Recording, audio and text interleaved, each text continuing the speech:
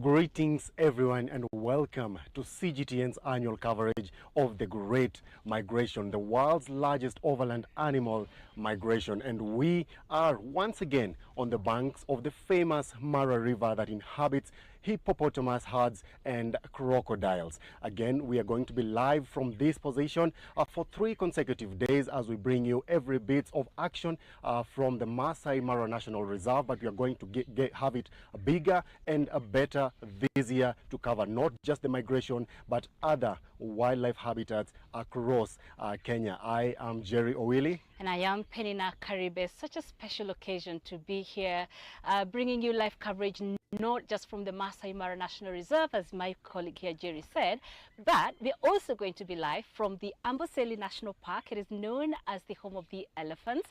We're also going to be live from the Samburu National Park. We have a very unique set of animals only found in that national park, at least when we talk about Kenya. And we're also going to be live from Lake Bogoria. That is where we have a significant population of flamingos, and it's actually quite special because we haven't had flamingos there, Jerry, for quite some time. So it's actually a very exciting moment to talk about Lake Bogoria and the flamingos there as well. So very, very exciting for me to be here, Jerry. We've done this, you and I, several times, and I'm just wondering, does it ever grow old on you? No, it does not. I would not say it ever gets old. The feeling of excitement never fades with every visit to any of the parks within Kenya. Remember, Kenya hosts more than 30,000 different species of mammals, birds, and terrestrial animals. So there is so much that you can see. And every single visit that you will ever make to one of these parks, whether it's the Masai Mara National Reserve where we are in, whether it's the Lake Bogoria National Reserve where we have our cameras planted, whether it's the Samburu National Park where we also have other cameras planted, or all of the other more than 30 national parks that are under the patronage of the Kenya Wildlife Service, you're going to get very different and interesting bits of animal action. And of course, even if it's just one species that you see every single time, very different experiences. Exactly. You know, you mentioned earlier that we are right on the banks of the famous Mara River, and I just want to remind our viewers that every so often they'll hear some noises, some grunts, sometimes maybe some squeals. Those will be the hippos you'll be hearing. We have quite a huge herd over here, actually in 2 places, and it's interesting, Jerry, because I came here to watch the sunset yesterday evening and I witnessed a really amazing spectacle. There was a bull on that side right behind you in the river and another one just behind me, and the two had a standoff, you know, a face-off, because they came and sort of met in the middle and they were making these grunts, you know. It was quite interesting because I was just waiting to see, is there going to be a fight between these two? But I figure, and you know, another thing I noticed was that there was another one that came right behind from here. It was following the dominant male. But then the male, that dominant male, came out of the river on the other side of the bank, and you know, it pooped and was sort of making a movement like wagging its tail and spraying, you know, the poop all over the place. And I was very curious to see, or rather to know, what that meant, because I noticed then the other bull sort of retreated, you know. So very many special experiences we're going to have here in the wild as well, talk to you about them, but also we want to make you part of this experience because we will have a great lineup of guests. We want to have you in the conversations. We want to hear what questions do you have. We want to know what experiences have you had in the wild, if it's here in Kenya or other parts of the continent. Please talk to us about those and we can all just, you know, get to chit chat about that, Jerry. So how do we make them part of this experience? So we want you to engage us throughout the hour that we are going to be here with you, of course, Penina and myself, and we're also going to be involving, as she has mentioned, some very specially lined up guests that are knowledgeable about wildlife, about ecosystems, about as well the animals that inhabit the different parks that we have since mentioned. So we are going to have you engage us on our social media platforms, and that is X, YouTube, TikTok, as well as Facebook. So you can just send your comment directly on below this live stream that is going to be happening from now all through to 3 hours from now. So engage us, and if you do not want your comments to go public, remember you can drop us a direct message across all those platforms. But right about now, as we begin honestly this coverage of the 2025 Great Migration, we have been privileged earlier to host the President of Kenya, that is His Excellency President William Samoei Ruto. And he had a special message, not just for us, but for you, our viewers. Please take a listen in. gives me immense pleasure to welcome the world to witness this miracle of life unfold, life from magical Kenya. Thanks to our visionary partners from China Media Group, we are here today to showcase our best. Your collaboration in bringing this spectacle to millions of viewers around the globe is not just a special broadcast.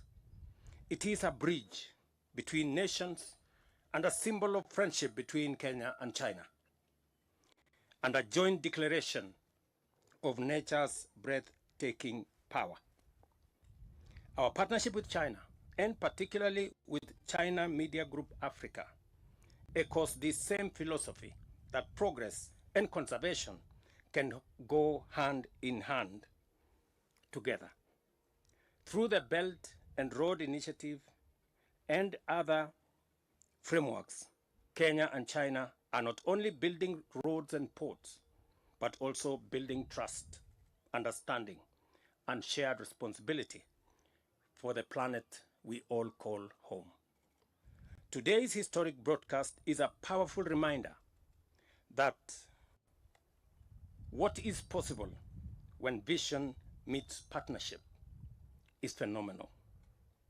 It is also a call to the world to travel with purpose, to preserve what is precious, and to pass on a healthier planet to future generations. To our friends across China, and to all watching around the world, I invite you to explore our treasures from the thundering hoofs of the Masai Mara to the calm shores of our coast, from snow-capped peaks to sunlit savannas. Kenya is open, radiant, and ready to share her soul with the rest of the world. Finally, and with deep appreciation, it is now my honor to declare the 2025 Great Wildebeest Migration Global Live Coverage officially open. Asante, sheshe, and thank you very much. Very well. That is the President of Kenya, His Excellency Dr. William Samoei Ruto, also just capturing the importance of such collaborations as China Media Groups with wildlife authorities to just bring you some of this footage from the great wildebeest migration and, of course, from the very rich wildlife heritage that Kenya has. But we have so much that is lined up for you starting now onwards. We have a very interesting conversation we have lined up for you starting now, a very interesting guest who's vastly knowledgeable on matters of wildlife, on matters conservation, and is a very big, passionate mind on ensuring that animals that are in existence at this very moment are able to still be in existence beyond the generation that we currently live in. Dr. Paula Kahumbu, welcome to the set. Thank you. It's such a pleasure to be here. Thank you so much for having us. So I just want to begin in a very light manner. What is your spirit animal? My spirit animal, and I don't know how I chose it, is the otter. Oh. Did you know that have you ever seen an otter? I have, yes. Okay, great. Vicious. Well, no. It is. Otters are amazing. They are very slinky animals that live between land and water. So in many cultures, they are considered somewhat mythical because they live in two different realms. But they're also very important predators. They are top predators in the water. They are. And they're just so lovely. And they're very family oriented. They really take care of their pups very well. They have so many things about them. To me, they look like kittens. I love them. Very well. I was not really expecting that, considering the amount of work that you have done in the African savannah and the amount of work that you have done with elephants. You have done so much with elephants. And, well, the otter is your spirit animal. But where does the elephant rank among your favorite animals? It's going to be very hard for me to tell you I have a favorite. I love elephants. I love monkeys. Have you ever watched baboons? They're amazing. Yes. So interesting. I also love elephants and lions, cheetahs, leopards, you name it. I think it would be very unfair to choose one. Even the wildebeest, as much as people think they're ugly and stupid, they're amazing. They're really fascinating. Nice. I'm very, very eager to listen into some of the insights that you're going to be dropping for us. And we come here at a very special time when the migration is happening, and right now the animals are crossing over from Serengeti National Park in Tanzania, coming into the Masai Mara National Reserve in Kenya. I want you to just explain for me very briefly what really happens with the Great Migration. So the Great Migration is like a clock. It's been going for thousands and thousands of years. The wildebeest dropped their calves in southern Tanzania earlier in the year, around April, and they start moving. At a certain point in time, something shifts, and their genetics tells them time to go. Usually it's related to water and pasture. The wildebeest are very sensitive. They need water for their calves so they can have milk, but also a lot of pasture to feed these calves. We're talking of 1.5 million animals, so you can imagine more than 500,000 calves are born. So they move with the rains, and they basically follow the rains. But they also move with the other animals.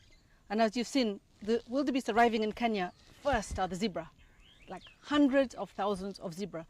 And the wildebeest are coming right behind them. So the wildebeest are moving towards the rain, and the zebras are also tracking the zebras, but they are ahead of the wildebeest.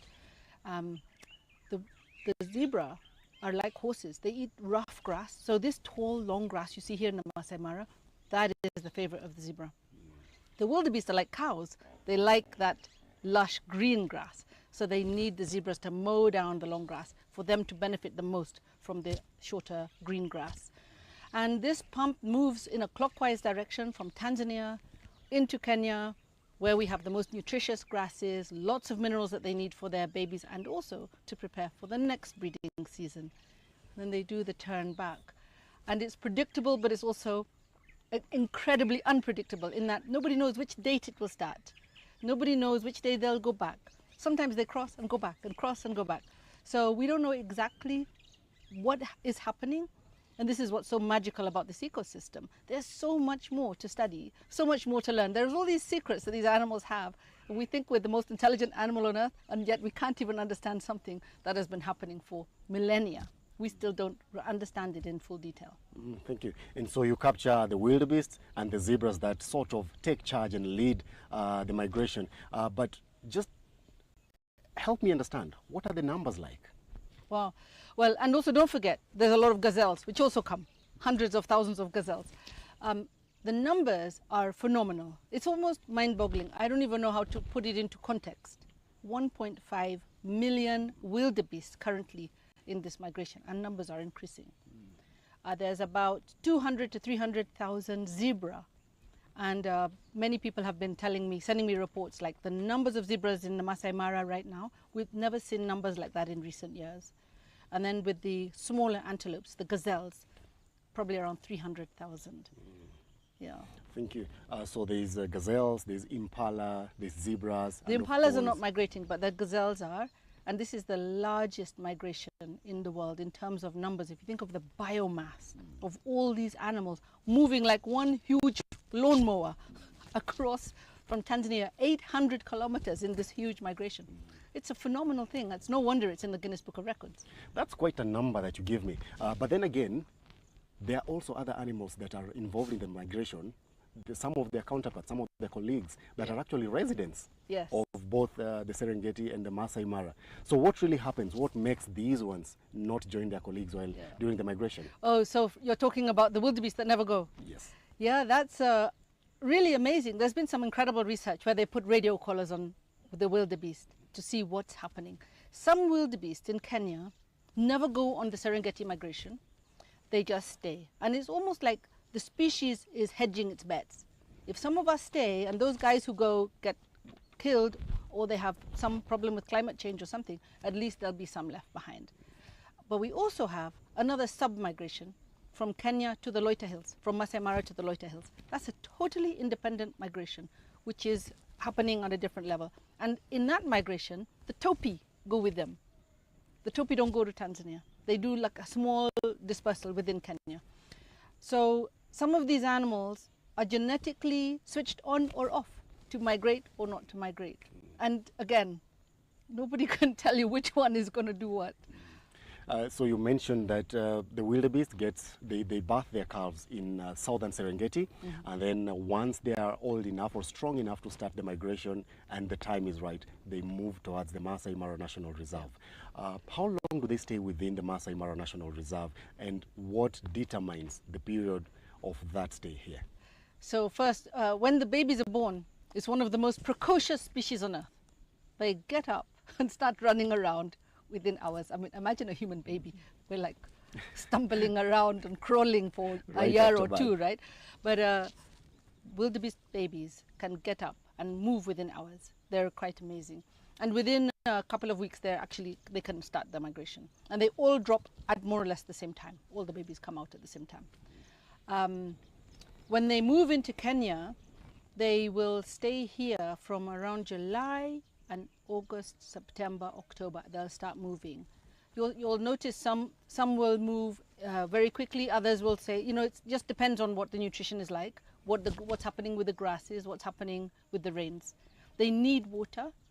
The Mara River, as muddy as it looks, is a very, very important source of water for the wildebeest.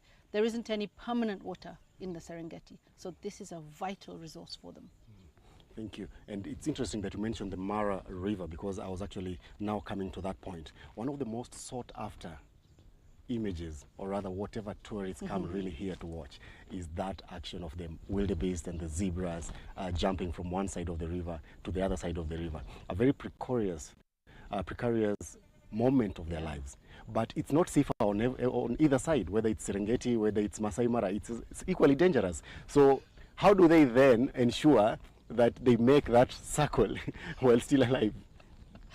So it's again an enigma. We don't know really exactly how they do this, or even how they know where to go, because sometimes the zebras are moving. You've seen them. There'll be lines and they'll be walking single file for hundreds of kilometers. They'll all be walking, following each other. And even if a wildebeest gets lost, it will find its way again.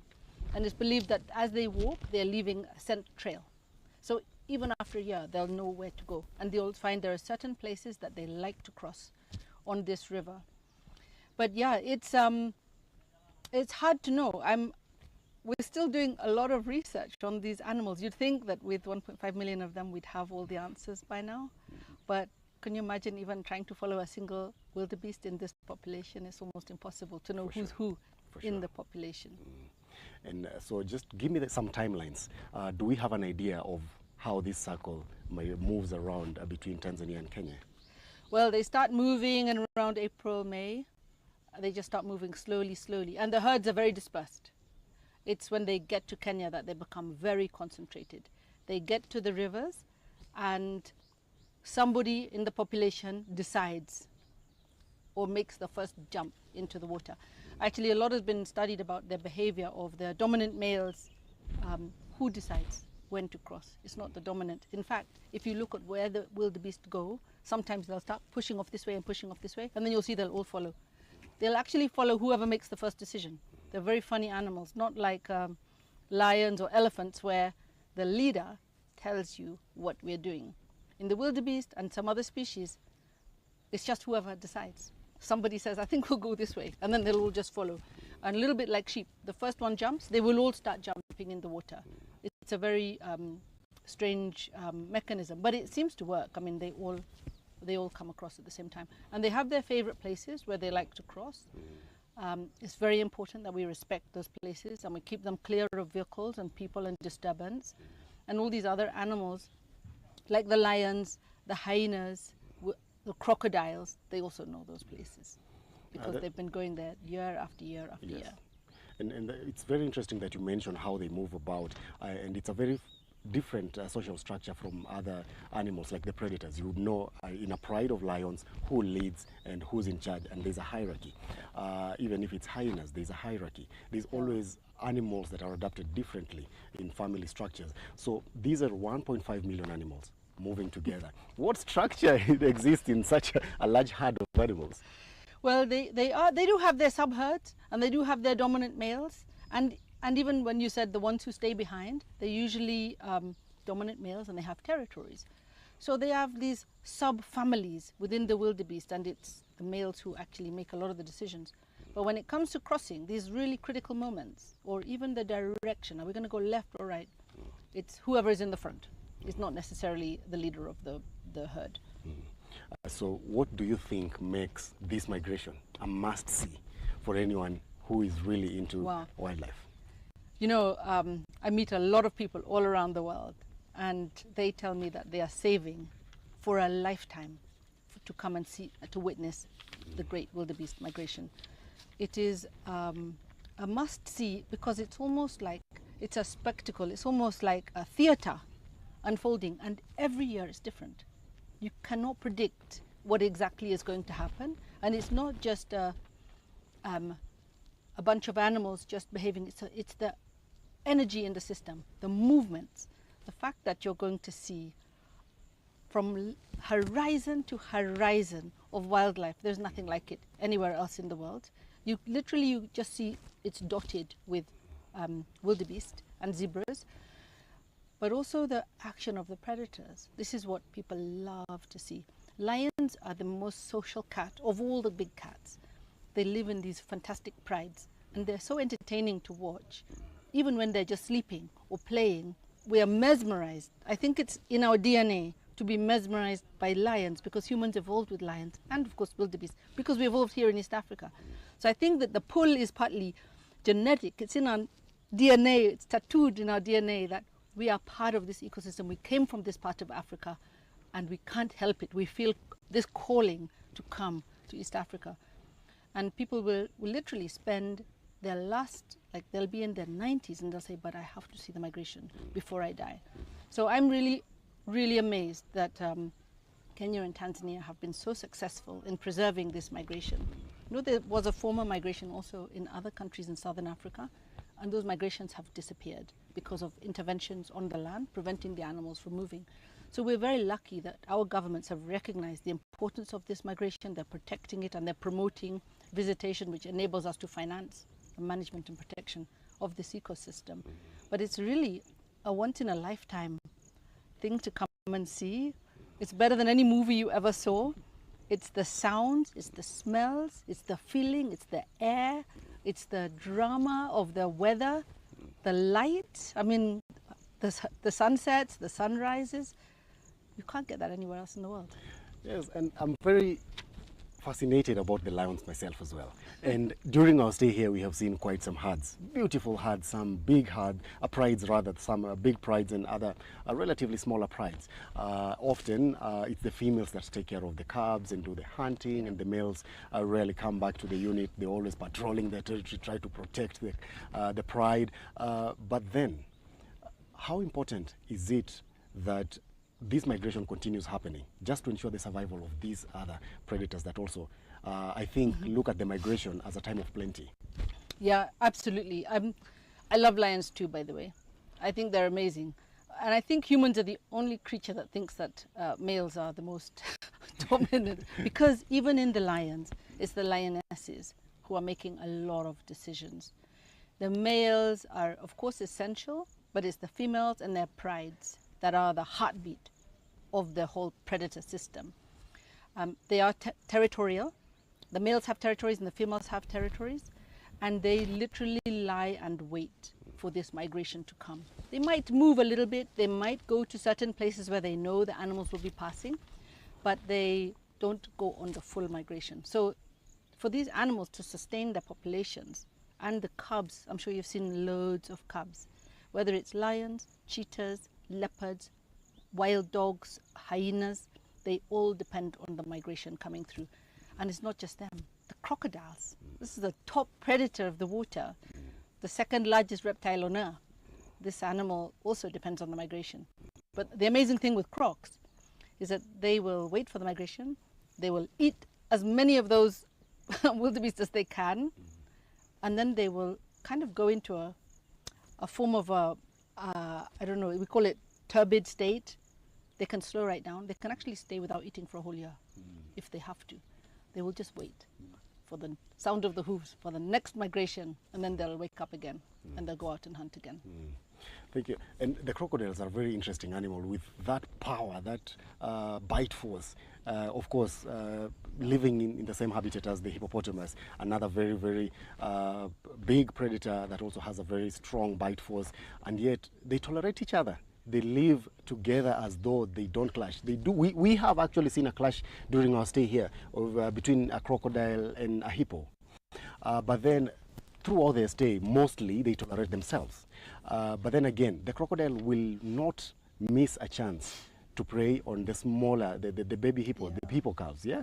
Yeah, that's very true. Crocodiles are, they're actually living dinosaurs in reality. The species has been the same for 200 million years, unlike all these other creatures that you're seeing here. So they're very, very ancient predators, and they are not going to waste energy if they don't have to. So they won't go after a big hippo. There's no point. It's not going to be able to kill a big hippo. But they will go after baby hippos if they are desperately hungry. But they would mostly go after injured wildebeest and other animals that are in the water. I've seen them even catching small animals as they're crossing the river.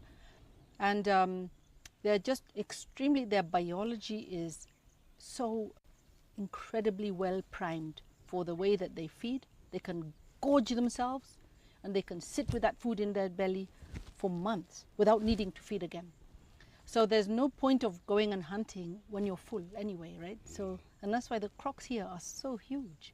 They can hold so much food in that belly of theirs.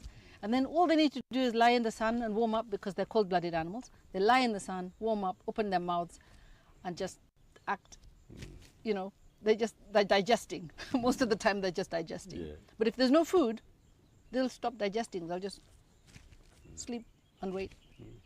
You bring it out very clearly how important this migration that happens every year is to the lifeline of the Masai Mara National Reserve and the animals that are here in terms of the predators that reside in this park. But I would also imagine the migration also affects other animals differently. For instance, how do the elephants react to the arrival of these millions of animals? So elephants with those enormous ears, which are sound receptors, we've seen them, they don't like being around when they're a wildebeest.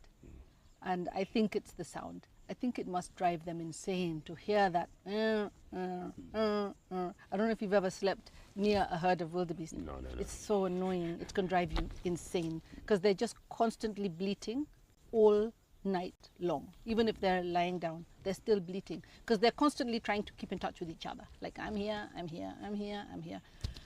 Elephants go up the escarpment and into the forests, and that's also where they have their babies. They tend to not want to hang around. So although there are over 3,000 elephants in this part of the ecosystem, I've only seen one herd so far. And most of them have just taken off, and they're just going to go and wait it out, and then come back down when the wildebeest have gone.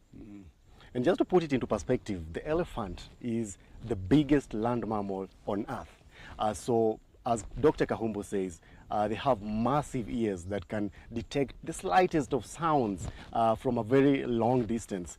So it would make sense that they get disturbed by some of these noises, because it's millions of animals coming in. But then again, it's also interesting that they would give way to these animals as soon as they're disturbed a little and they want their peace. And I would imagine they're also trying to ensure the protection of their calves, because elephants also take care of their calves for a very long time. I think one of the, even having one of the longest gestation periods, they also have one of the longest periods just caring for their calves, especially if they're female. I think they stay in the herd for quite a long, huge part of They stay in their herds lives. for life.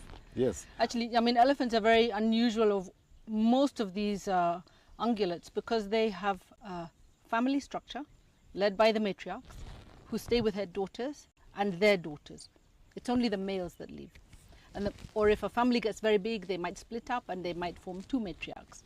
But they have this ability to hear, like you said, over vast, vast distances, kilometers.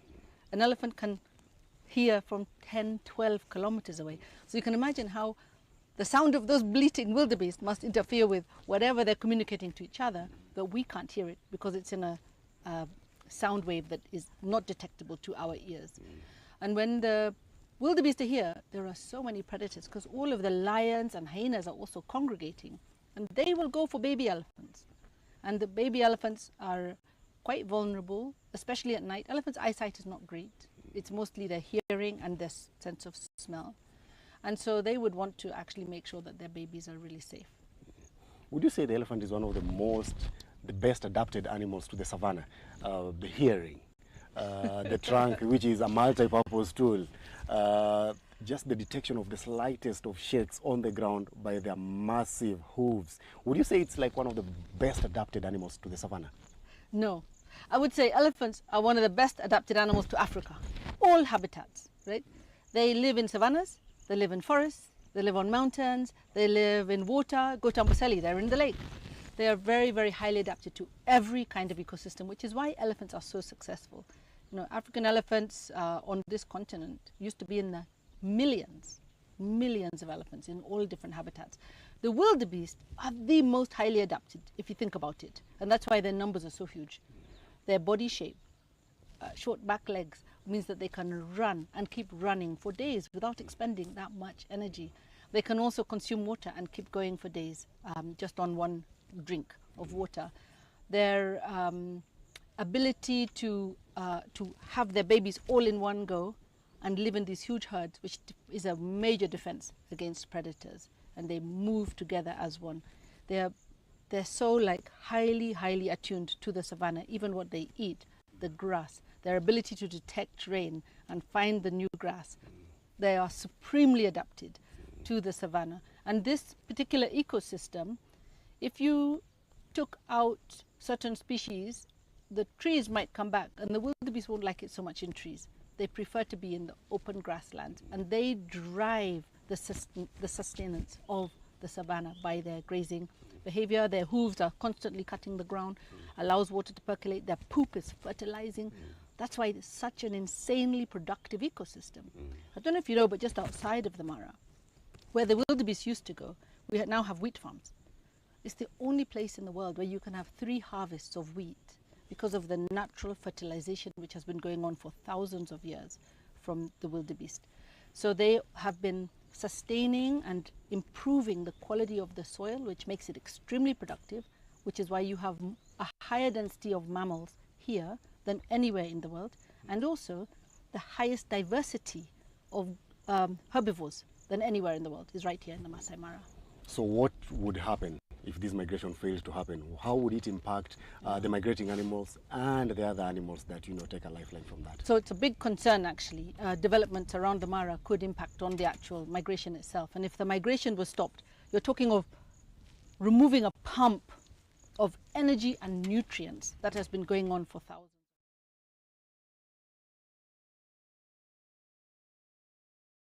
Which the predators themselves are a major part of the system because they are controlling the numbers of all the other herbivores, right? So the lions, the hyenas, the cheetahs, they're all playing a role in that.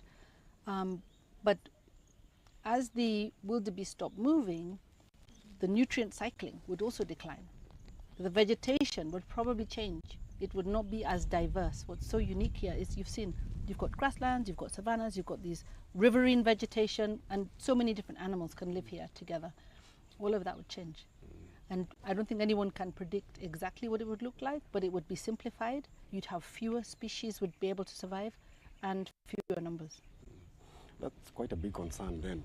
But what is the biggest threat then to the migration? Oh, the biggest threat to the migration is for sure development around the actual Mara Serengeti ecosystem.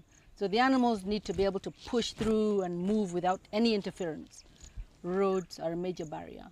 There was once an amazing migration from Nairobi National Park all the way to Amboseli.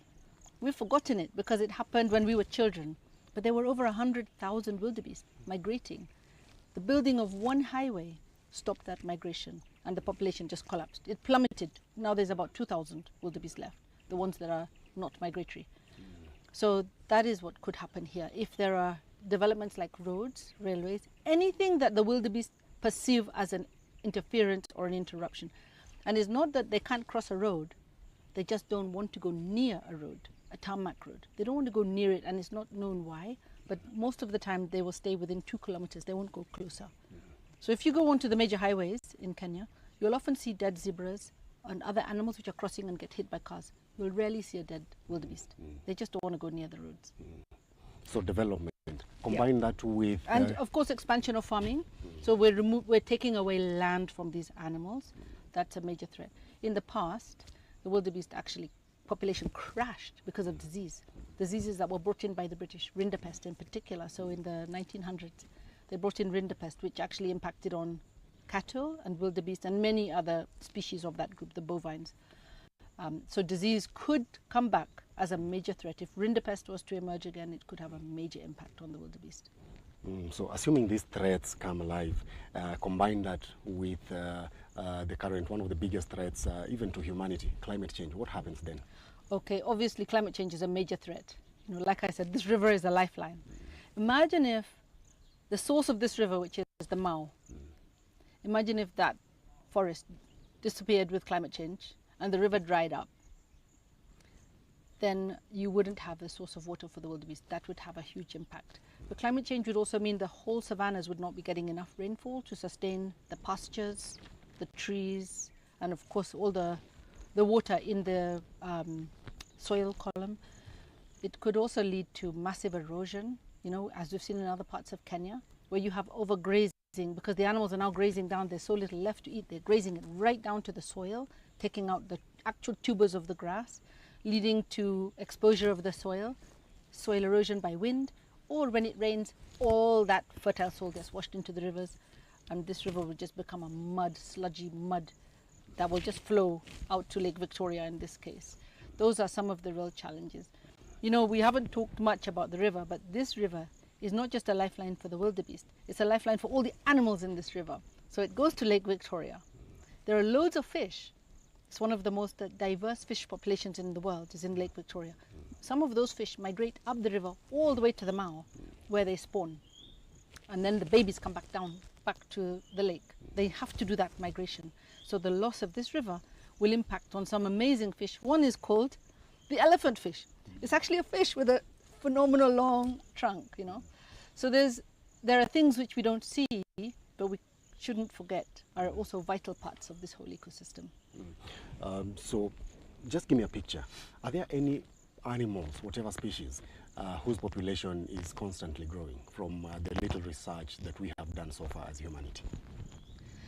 Wild animals whose populations are growing. Oh yeah, cockroaches. Lots of pests, numbers are growing.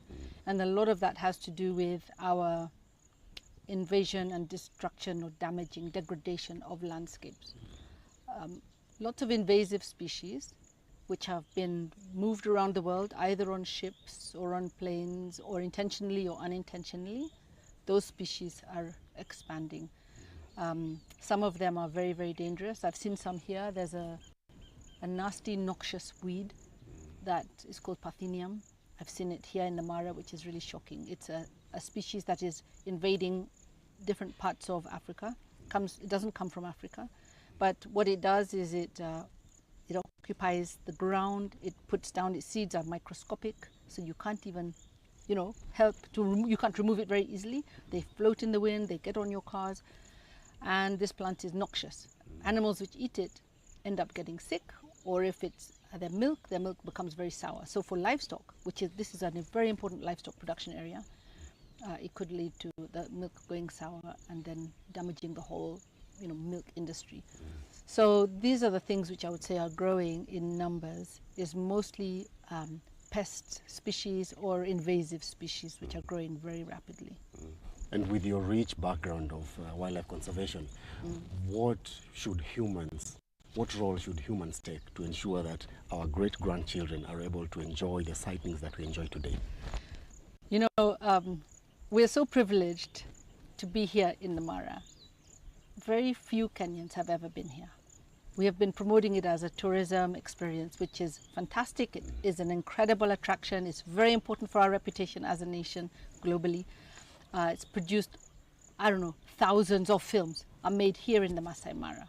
So there's no question how important it is. But if Kenyans and Africans don't come here and don't see this and don't experience it, don't fall in love with what we have here, then we risk losing it. We recently heard politicians talking about converting the Nairobi National Park into a development zone for the city. That could happen here, because if the people don't appreciate what it is and they don't feel it's benefiting them, then they won't place any value on it.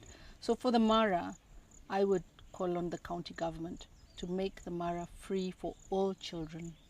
And I call on the Kenya government, make all national parks free for children so that their parents can bring them.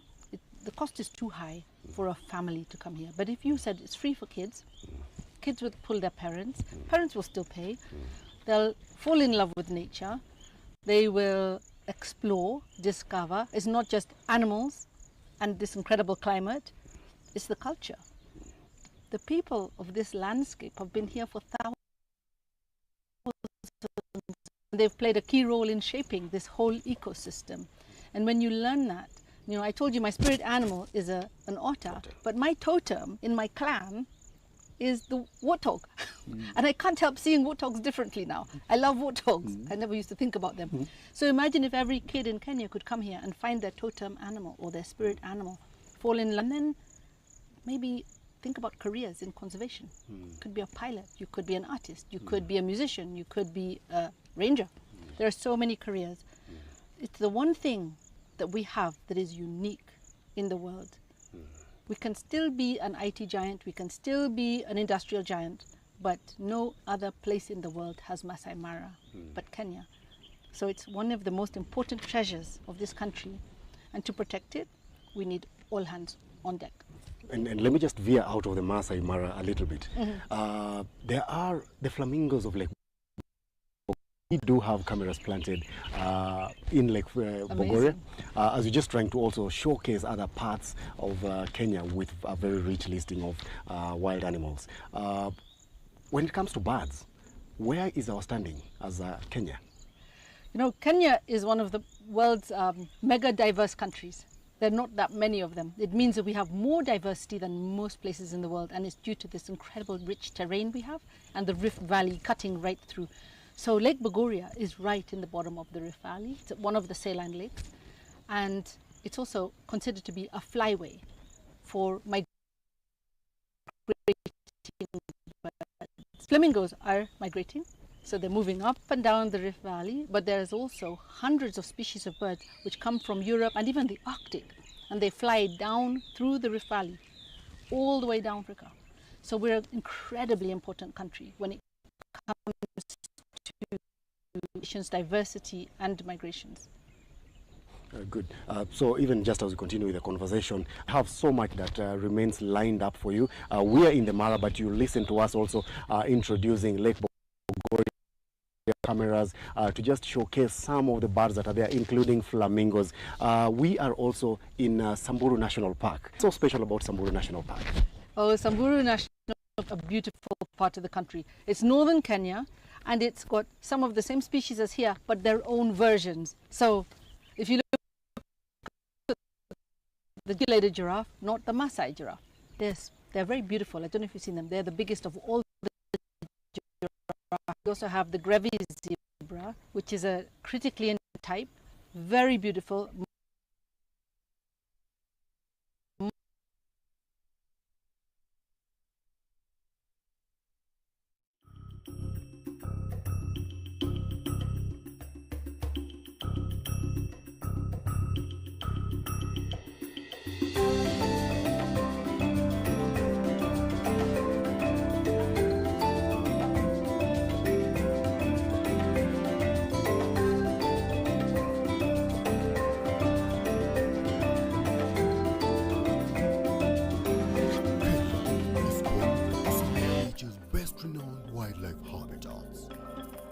Boasting a rich listing of flora and fauna, these national game parks and reserves offer some of the most intriguing spectacles of the wild.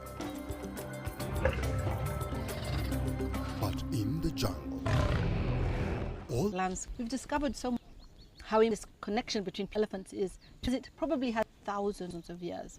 So some very, very special place. See elephants, lions, leopards, cheetah, and of course zebra and the giraffe. It's like here, the big river running, right? They Very do, beautiful. They do. Question before I let you go. First of all, going to still have you for the days. Thank you so much. Still a lot, I know, our audience who are watching us across the different platforms on our digital forms will have. We're going to sample some of those questions probably tomorrow. But right about now, I jumped to bring you a different perspective of this broadcast. So we also got a hold of Kenya's Principal Secretary in the Ministry of Tourism and Wildlife, that is PS John Olol Tua, who my colleague Penina had a sit down with just to try and understand more about the Masai Mara, the migration and the authority influence here in this park in those efforts, not only to conserve the ecosystem, but to also ensure that these animals are alive for generations to come. Penina.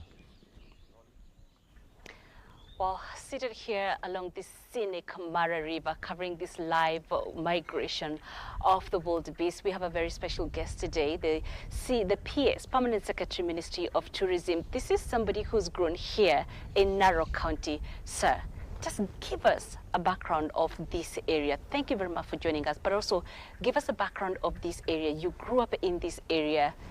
You saw Masai Mara back then. Yes. You see Masai Mara now. Paint us a picture of how Masai Mara was at the time when you were a small boy growing up versus how it looks now. Thank you very much. My name is Olol Tuajon. I'm the PS for Tourism. Let me say I'm indeed very happy to talk to you along this scenic river in this very scenic hotel. And yes, true, I come from Narok. And Masai Mara, many years back, of course, was a little bit much not like today, because human activity was quite less. I think before the onset of our visitors coming to see the animals, it was just the Maasais who were grazing along with the lions and the buffaloes and the zebras and so on, together with their cattle, especially before the place was declared a national reserve. So there was a very totally different life where the animals and the human beings and interact with the wildlife. But with the onset of declaring this place as a national reserve, obviously it changed because there was now restriction, which means that there is no grazing of livestock and sheep and goats in this particular area. There is a different management from that particular time when it was just roaming from wherever the animals were roaming. By the way, they were roaming beyond the boundaries of the park, all the way to all the other parts of Narok. And so that time it was not very much inhabited the way it was today. But there is really no big change because the animals that used to be there are still the same animals. Maybe what could have reduced probably is maybe the numbers and so on, but not very much. So the only distinction is that before this place was declared a national reserve, the people and the animals could roam freely. But right now there's a management plan which puts the boundary between the national reserve and the human settlement. Okay, Yes. so we'll come to that in a short while. Yes. But we also know that Kenya's tourism, I mean, this Masai Mara, of course, is one of the biggest draws of tourists for Kenya. Yes. And we know that Kenya's tourism sector has really seen remarkable growth and resilience. Yes. Projections for this year are looking very good for the tourism industry. Yes. What do you attribute this success to? Thank you very much. That's a very good question. I agree with you totally that Kenya's tourism has been on the upward trend. Beginning from 2019, just before the COVID, we had 2,024 international tourists. Of course, with the COVID-19, it came down to around 870,000. Then it went to 1.4 million. Of course, in 2023, it went to 2 million, and 2024, it went to 2.4 million. Currently, if you look at the half year, the projections look like, it's already over 926,000, which means that if we go up to the end of the year, we are likely to attain the 2.8 or 3 million that we are targeting. There are many factors that are attributed to this. The first is the continuous originality of the Kenyan product. You know, the fact that conservation has been done means that our wildlife, beaches and so on are still good the way they used to be. And so we have a lot of repeat visitors. So point number one is that the authenticity of the experience still stands and we have repeat visitors. Secondly, we have also done a lot of marketing through the Kenya Tourism Board, where we do road shows, exhibitions, we attend international conferences. We also do influencers. We have influencers who do the marketing element and so on. So the second component that has really driven the numbers is the marketing, which has really gone up, both digital and also physical, as I've indicated. Secondly, is our airspace. There is a lot of, the Ministry of Transport, of course, have been playing a key role in ensuring that new airlines are opened up and given access to be able to come to the Kenyan airspace, and that one therefore is giving an opportunity for people to travel very easily to the country. The cruise ship sector is also growing, and it has actually added to the numbers that are actually coming. The other very critical element that has made the numbers to go up is MICE. There has been a lot of international conferences that have been held in Kenya. The Africa Climate Summit, which was held at KICC, and many other conferences that are being held in Kenya, particularly because of the global image of this country, and of course the cordial relationship that His Excellency the President is establishing with different countries across the world, that is making a number of people to trust this destination and to come. There has also been a lot of peace and resilience across the region that is really attracting people to be able to come. But above all is the cultural element of the Kenyan people, which is very warm, which is very friendly, and which makes every person who comes here always long to come back.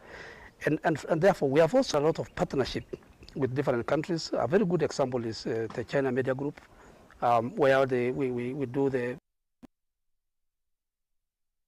this kind of partnership between our country and different countries across the world, including signing of MOUs on tourism promotion and so on, just to mention a few. So there are many, many factors that have led to this growth in tourism, and which I project that it will continue to grow. Okay. Yes. So just last week, Masai Mara made it to the Guinness Book of Records UK. Yes. I mean, no doubt, this, where we are, is the jewel in Kenya's tourism crown.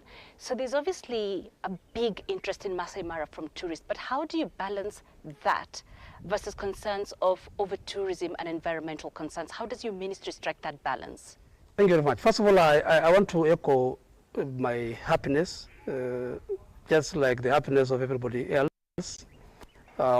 The fact that this place was declared and put in the Guinness Book of Records as one of the most spectacular places in the world because of the wildlife migration, and of course the beauty and of the Masai Mara in its entirety.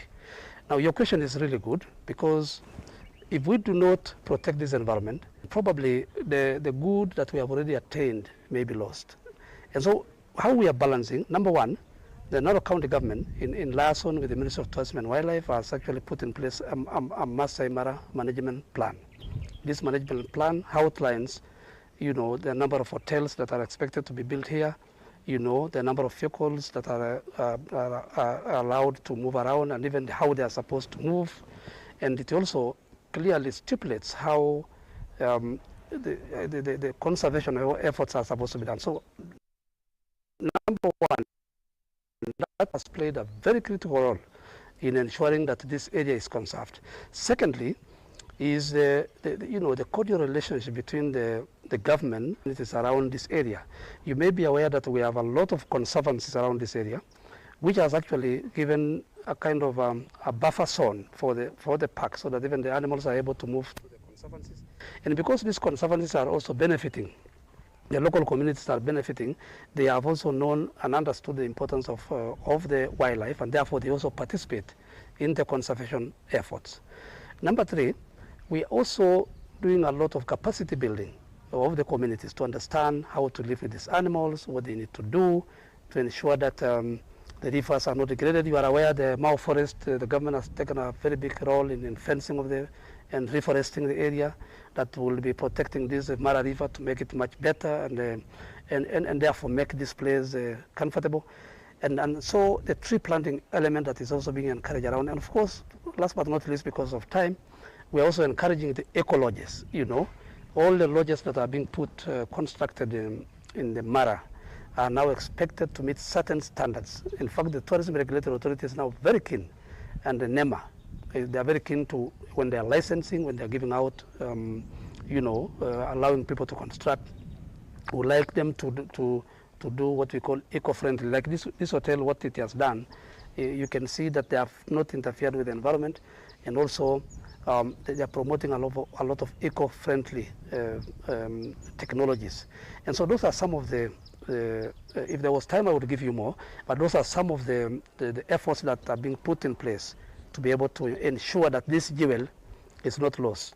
Yeah, because the government is really focusing on it, and there's a Ministry of Tourism and Wildlife, particularly the State Department for Tourism.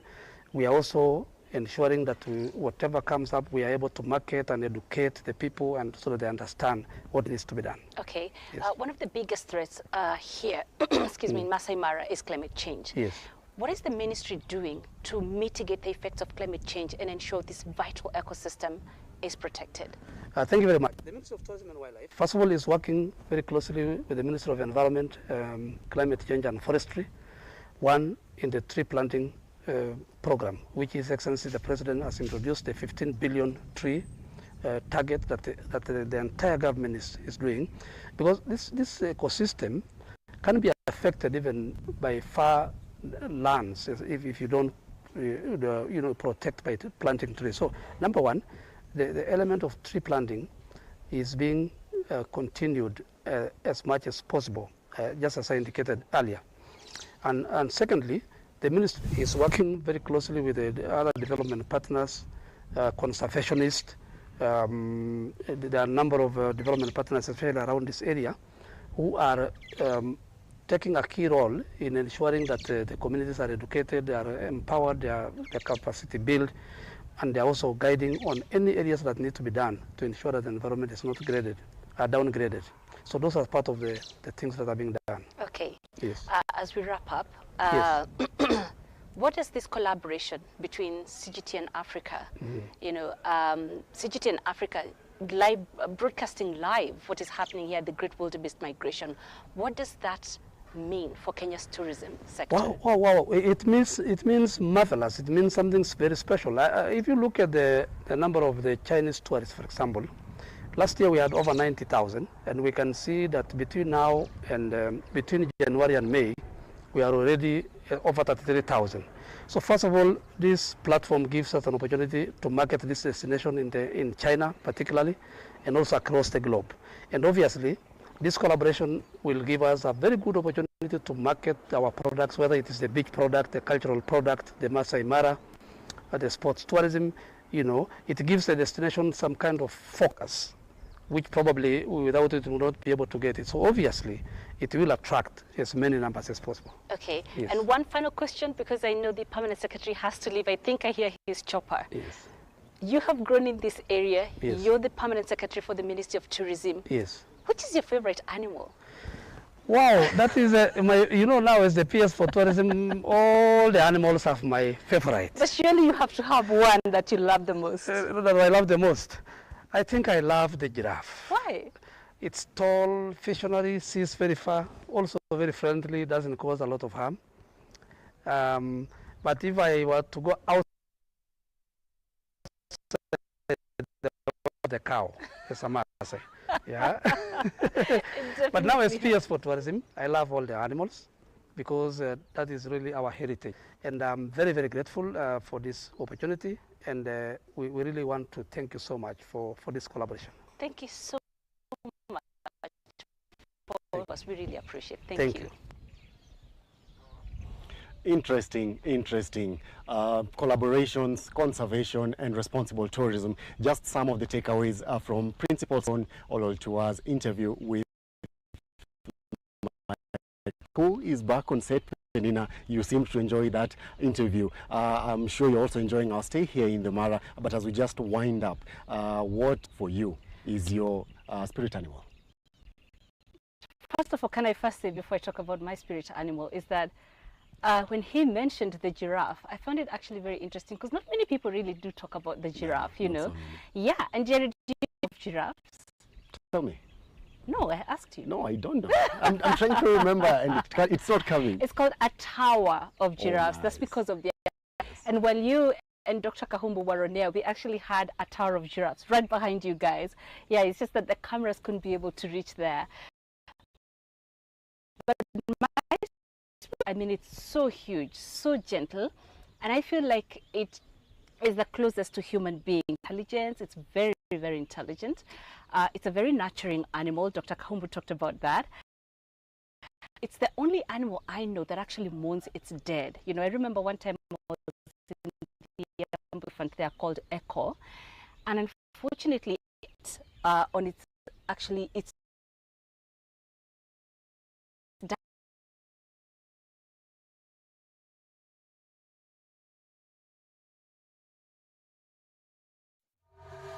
Kenya is home to some of nature's best renowned wildlife habitats.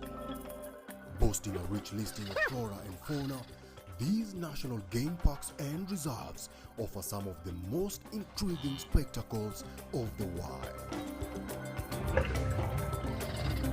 But in the jungle, all lives have one common mission: survival.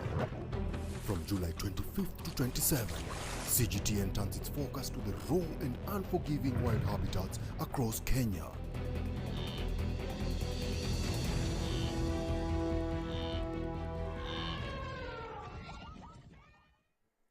Good morning, good afternoon, and good evening. Welcome to CGTN's special live streaming program, The Hype, where minds collide and ideas amplify.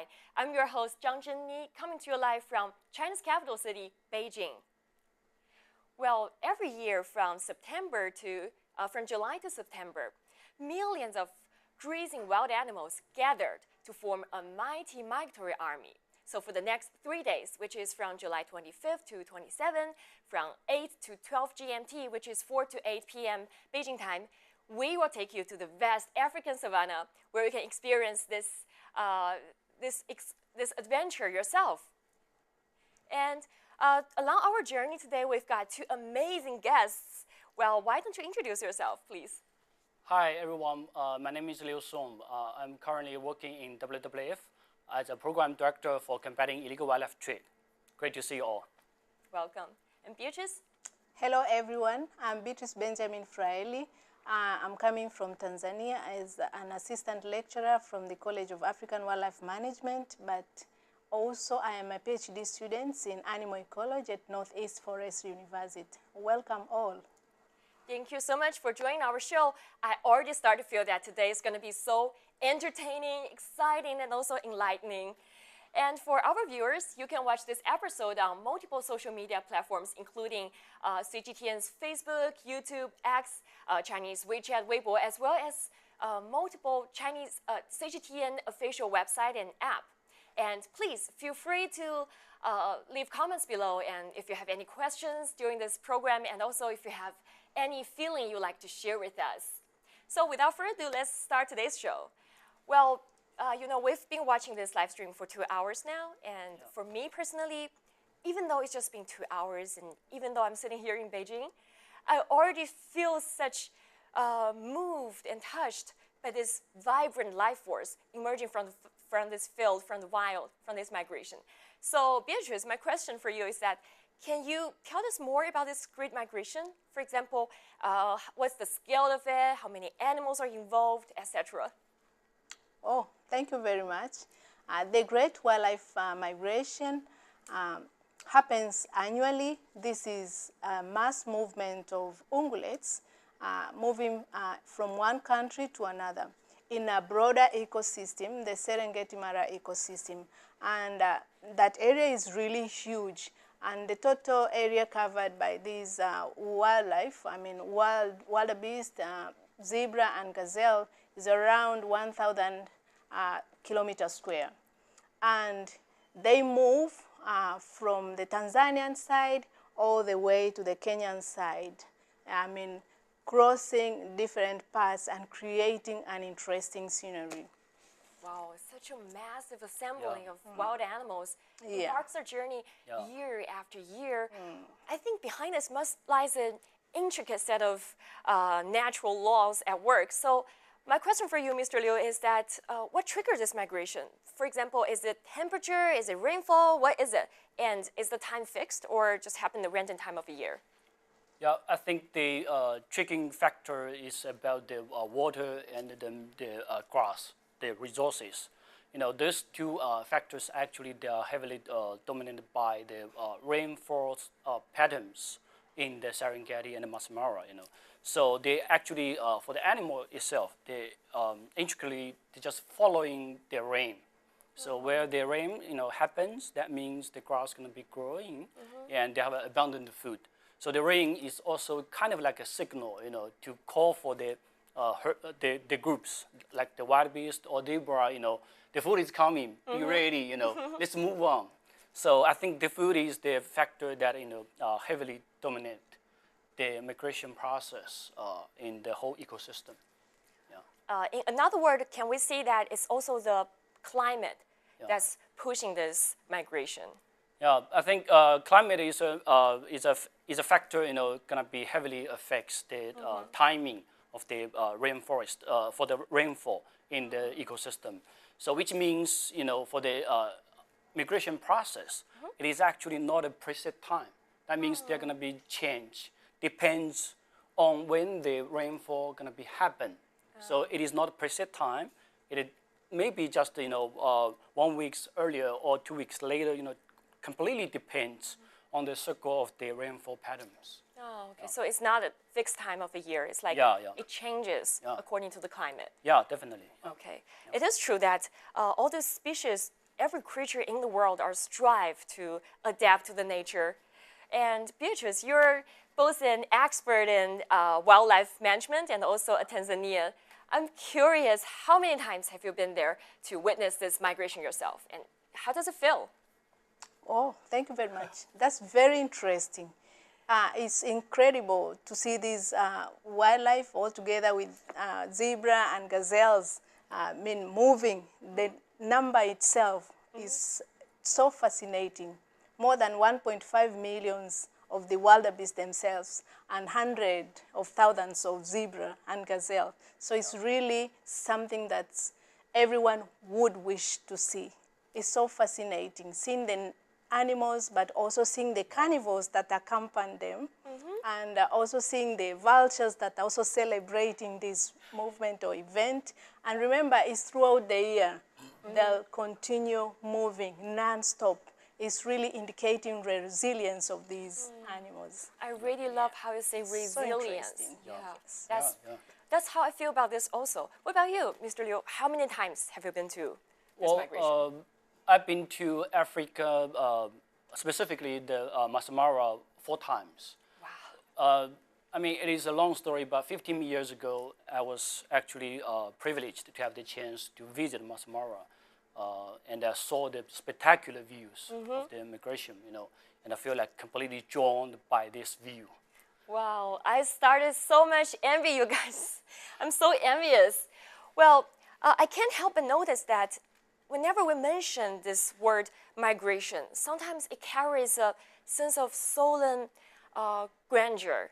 So I think that comes from these countless challenges or setbacks they might face by its participants, for example, the wildebeests or the zebras. So my question for you, Mr. Liu, is that what are the threats or challenges those animals are facing during their journey?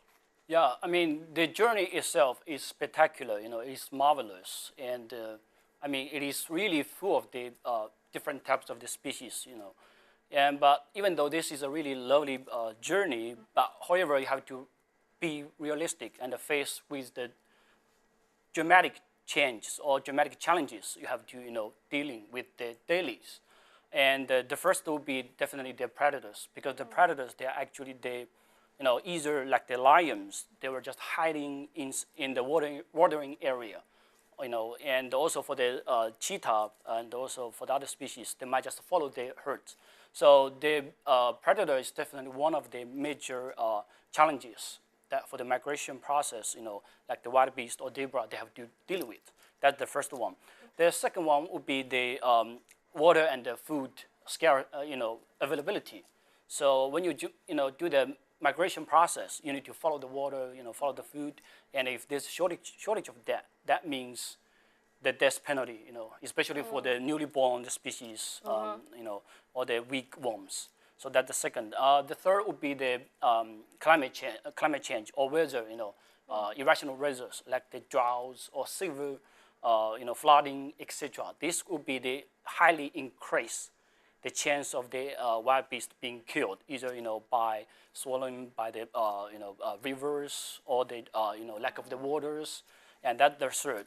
And the last one, I would say, like also the impacts from the humans, because when you look at the Masai Mara, it is not just the animals. They also have the local communities in there, and also people are living in there, and they have the agricultural activities and also grazing activities, and also sometimes they're just building the fence, to keep the safety of the disease that they had.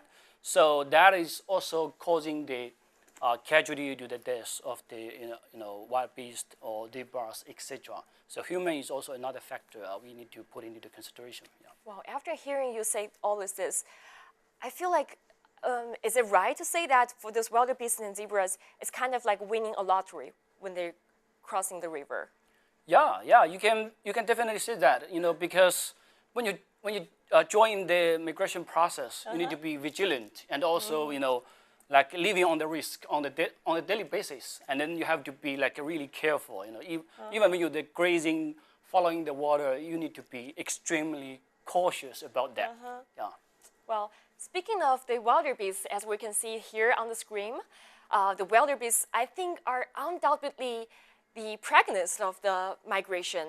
Yeah. I've heard that they spend much of their lives on the move, which means it is said that newborn babies, they can stand within 3 minutes, they can run within 15 minutes, and they can keep pace with the herd within just a day.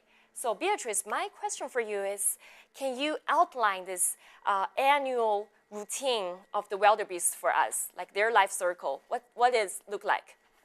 Oh, that's really interesting to understand that, in fact, the wildebeest are the main character in that event, based on their number and the role they play.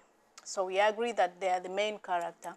And looking at the pattern of movement, we can start from when they come to the southern part of Serengeti, and that's December to March. It's the time they're in the southern part of Serengeti, and also in the northwestern side of Ngorongoro Conservation Area.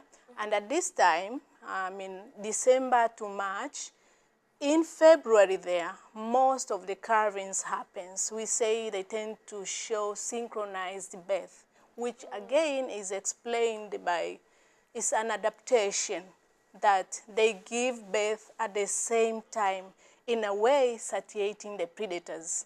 So some will survive, in fact, the majority will survive, and some will be food to the carnivores that are joining the event. Now from there, all these months, they consume the grasses, which are really nutritive, which have provided nutrients to the calves, and start moving, going to the western corridor. That's April.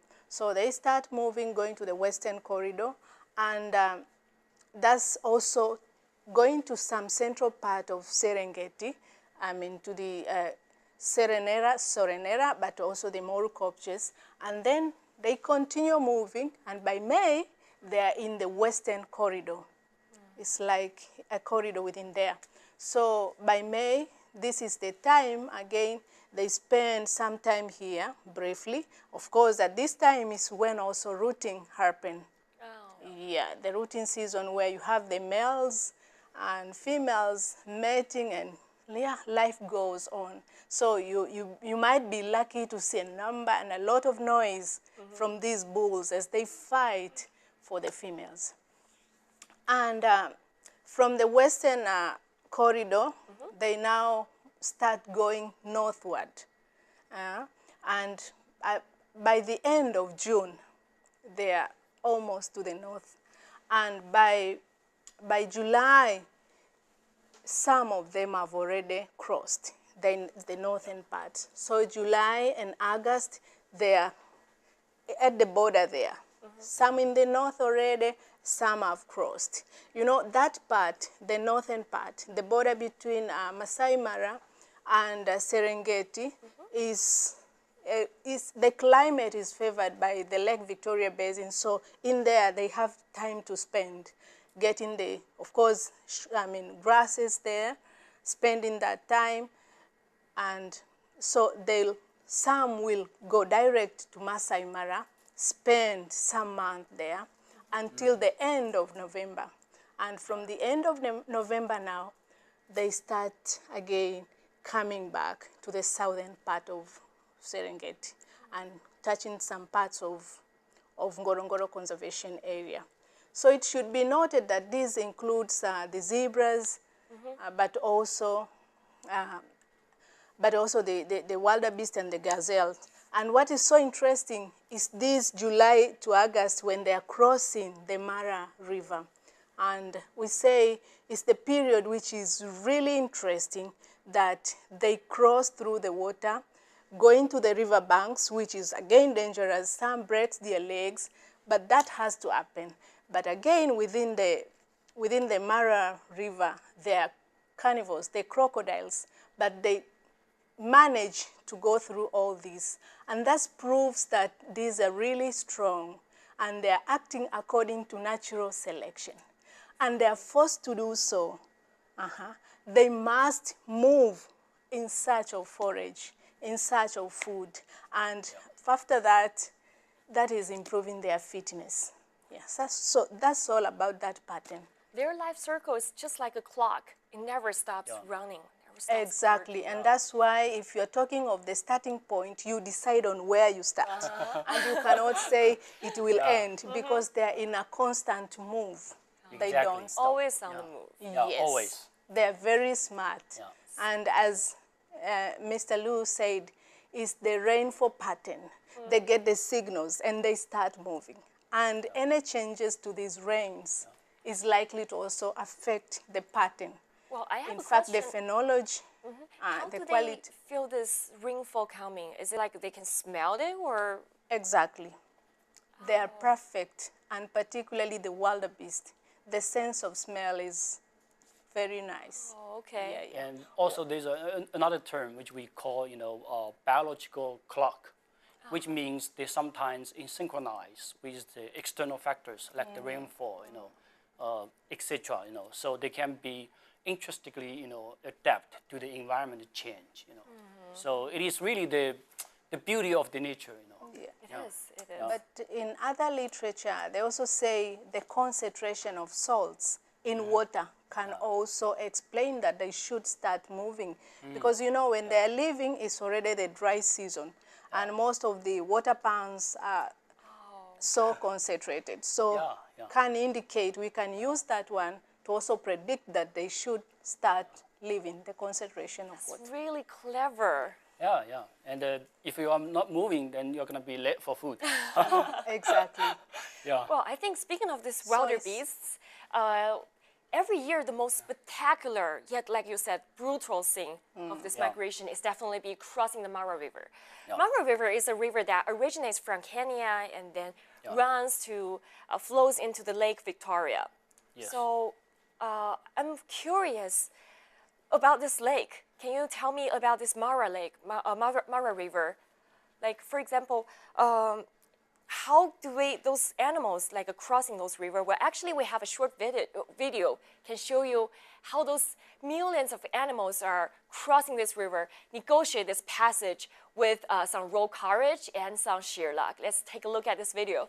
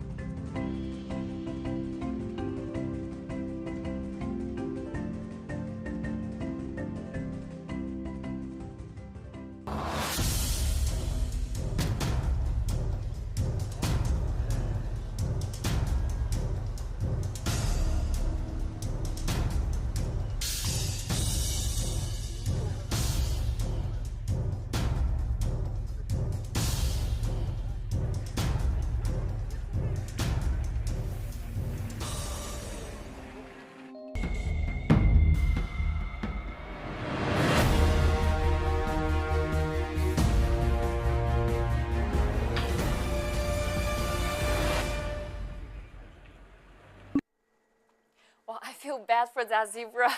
Yeah, I think really that's sorry just for the that. Mother Nature. Yeah. Yeah. Well, as we saw on the title, also we heard that the Mara River is actually has a nickname called Africa's Blood River. So, Yeah. Mr. Liu, can you tell us how does this nickname come from, and can you give us an estimated percentage or figure, like how many wildebeests fail to pass this river?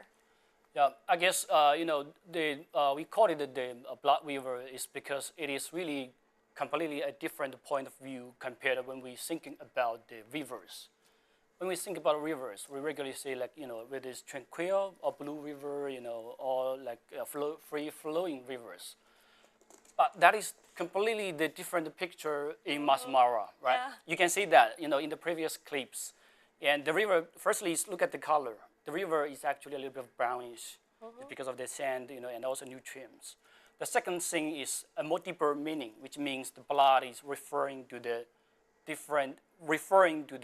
killing actions, or it is imaginary sceneries, like when you saw a lot of the carcass, whether it's from the wild beast or zebra, they are free flowing in the river, and especially when you saw the killing action, that is links with the blood, that makes you thinking of the different ways. That is how it got the name blood river, So that's the first point. Regarding the mortality topics, we know that the wild beast and also zebra are the two largest group that trespassing the rivers, and based on the local findings and also researches, they actually for the crossing alone, there are around like 6,000 to 7,000 wild beasts killed, during the trespassing of the rivers. But I mean, if you look at compared with the total volume, you will get some statistic numbers, which means in an absolute way, it was around like 0.5 of the mortality deaths of the wild beast crossing the river. But if you compare it with the other factor, putting the migration process into the whole consideration, you will find a different picture, because not just the trespassing, the killing happens, but also starvation, also the weather like the droughts, or flooding, it will also kills the animals, and also the zoonotic disease, like the anthrax and also foot-to-mouth disease. These type of the disease, they will also kill because they are travel in groups and they are vulnerable, So putting these factors into the consideration, the total mortality rate for the wild beast, it is actually highly increased to around 20%, sometimes even higher, So that is revealing, a really, a shocking fact. That is, even though we saw like millions of the, wild beasts or animals, crossing the river, but actually they are also on the other side, they are vulnerable, because I mean 20% it is a lot, So that is showing us the fragility of the ecosystem, and also how precious we are possessing this type of the process, So you were talking about the mortality of those wildebeests. I'm curious, when they're passing the river, are they mostly killed by crocodiles, or are they just like because they got hurt, they got hit by one another, but because of the crowd? What's the main cause of their casualty? Yeah, there are a number of the factors, contributing to the deaths, the mortality, The first will be definitely, like the Nile crocodiles. They're really good at it, hiding in somewhere and then snap it, out of the water, directly, and then drag down the wild beast. And that's one factor. Another factor is because of the panic, the cause, why they also, travel in a big group. So trample is really regularly things happen every day, when they're traveling in like thousands of them, and most of them, they will get injured. And once they get injured in savanna, the weak ones, they're not going to survive. Like if you broke a leg during the travelings, the crossings, that means you are not going to survive in the savannas, because there are other predators. They were just hiding somewhere, just waiting for the opportunity. And that is the nature process. Well, Beatrice, I think a lot of viewers share my curiosity, which is when we saw those group of wildebeests crossing the river, are those leading the charge have better chance at survival, or those following more likely to get across the bank? Oh, with that one, we see that when these animals, when they reach close to the river, they take precaution. If we're looking at that film, you'll see that the zebras typically have a good acute, eyesight is very excellent for them. So they take precaution. And upon crossing, usually the experienced, it's very common that the experienced that have used the same path tend to lead. But remember that in both the wildebeest, the social organization is not that strict. It's no strong leadership that we see, for example, in other herbivores. So for these ones, it's actually the brave, the strength, experience, which covers the leading ones. But there are also scenarios that we have seen is not the experienced, but any member can lead. And the good thing with these herbivores or the herd members, when one goes, the others will follow. They tend to follow. Mm-hmm. So any can as well initiate, the crossing. Yeah. But they are also what we call the pathfinders, the ones that are experienced, the ones that have used the same path. They have knowledge, and that one. But remember that migration is a behavior which is genetically coded. And then the environment is shaping or is making it happen. So being genetically coded, it means that it is a must for these species to do so. Every year they'll be doing. Remember that we have the wildebeest that do not migrate. They are resident, and we have these ones which migrate, but still they are the same, the white-bearded wildebeest. And this subspecies that we have here is the western white-bearded wildebeest. Are those the ones who's also going to crossing the river, or they're just staying there? Now, in this area, like we see, most of them do cross. But we also have some few groups that remain eating around that area. Oh, yes, okay. We have those groups. And I'm curious about the survival rate. Is it higher rate for those leading ones, those more experienced ones, or those followed ones? Because there are a lot of number of it. Now, according to the law of nature, the strongest one will survive. The one that can be vigilant enough to take, to make sure the predators are not there, but the one that is strong enough to cross. And remember that the carnivores also are not ready to spend so much of their energy in hunting the very strong one. Yeah. So we expect that the pathfinder, the strong, the experienced are likely to survive better than inexperienced that will easily go into the water and be taken by the carnivores. So that's what I would say. Speaking of the crocodile, during our live stream before, we saw some crocodiles laying there leisurely with some hippos. I wonder how do they coexist in such a harmony? Do those crocodiles bite those hippos? Yeah, regularly, they have their own boundaries. Even though they are living in the same river, they are living together, but each of them, they have a clearly sense of the boundaries, do not to interfere with the other boundaries. So that's how they, working together in the rivers. But sometimes they might have this kind of killing actions, but it is not that much compared with the regular ones. So yeah, they just have a sense of the respect and also the sense of the territory. Yeah. Well, some may argue that for African big five, that hippo is supposed to be one of them also. Why is a hippo, we call it big five? Is it dangerous? Yes. Really? The hippo is just one of the most dangerous animals that we have in Africa, killing most people. Wow. Yes. The hippos are very dangerous. It's very lucky that most of the daytime they spend in water bodies, but at night they usually go away to graze. They can go even up to 10 kilometers away from the water body at night. And upon encounter, or if it happens that they find anything on their path, they're really dangerous. The bite is very strong. Yeah. And also, hippo is type of the really aggressive species. Even though it feeds on the grass, but it can be really feisty. And also they have the teeth also contains lots of the virus. And once you got bite, it is really severe injury. So, yeah. Okay. Well, that's very informative. And also we saw earlier on this live footage that we saw a lot of wildebeests just gathered around the bank. And what are they waiting for? Like, how do they determine when is the perfect time to get into the water? Oh, Beatrice. yeah, exactly. You know, vigilance is a very important aspect for survive in the wilderness.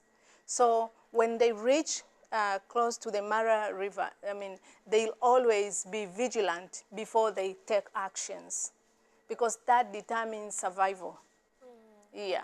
So they take actions, making sure that it is safe. And if there is anything, like we saw in the film, they'll go back. Oh, really? Yeah. So they take necessary precaution. We say they, apart from the fact that they're very strong, they're very resilient, they're so determined, but they take a sort of calculated risk. They make some calculations not to be the easier prey. That's what we can say. Try to stay alive. That they cannot stop moving.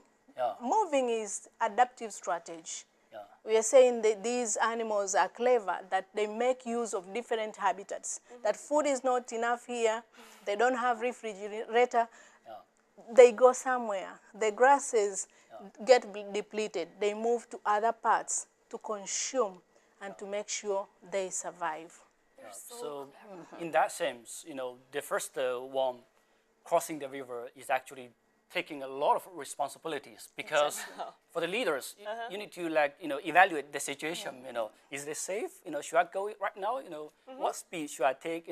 Etc. So yeah, that's the magic. And the rest will follow once they saw one wildebeest start running. The rest will follow them. Exactly, because these tend to follow, it's their behavior. And even in the plains, they tend to smell where others have passed, they will follow. It's a kind of communication. So they will follow others. And that has been an adaptive strategy for them. Yeah. Exactly. And if there is anything, you'll see them stacked, trying to take precautions before moving on. Yeah. And I have another question. I'm curious, like, once they pass this Mara River, do they come back to fetch some water more, just crossing the river multiple times, or they just stay on the other side of the bank and wait till the right season to come back? Does the crossing river is one-time thing, or? They spend time at the river, and we have some going, just continue, drinking from the river, and we have others going to Loliondo, the western side. Yes, but going to drink and coming back, is normal, especially when water is not available. Yeah. Okay. So they make use of this area, and that's why we say they spend some months in that area before they get the feeling of rains in the southern Serengeti, and then start moving. And when they reach there, they find there is plenty of grasses, rich in nutrients, phosphorus and the rest. Okay, so that crossing strategy actually reveals their living intelligent, they're very smart about it. Exactly. And beyond risk, Mr. Liu, I'm curious, what kind of irreplaceable ecological role does this Mara River play in East Africa's ecosystem?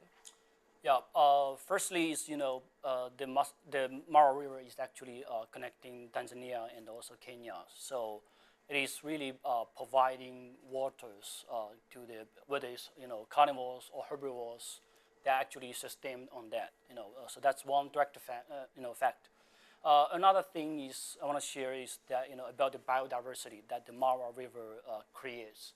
Because when you look at the river, it actually not only sustains the species in the land, but also species in the water, like the fishes, And also the river itself, it actually creates different types of the ecosystems, which, you know, for the rivers, free flowing, it actually creates the wetlands, and also it sustains the forest along the river banks.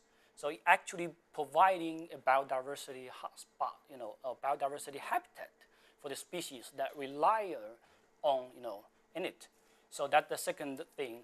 The third thing is, I think the Mara River is also matters a lot to the local communities, to the people living in there, whether it's Mara people, you know, or people like, you know, from different locations, they travel to there, because lots of the agriculture activities, it is rely, you know, on the water resources in it, and also, you know, the fishing resources, you know, to get the proteins, etc. You know, so it actually provide a sustainable resources to the local community to thrive.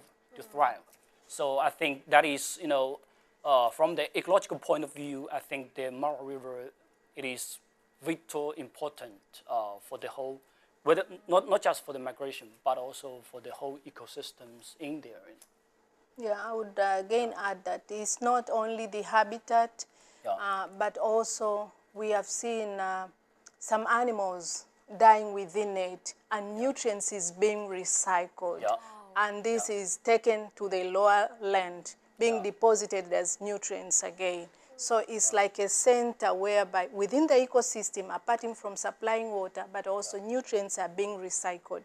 Animals are dying in there. You have the hippos with their wastes, the feces within it. So it's really nutritive. And once this goes to the surrounding environment, it's nutrients to it, making the area more habitat, more suitable for wild animals, for the herbivores, and in the food chain now also for the carnivores.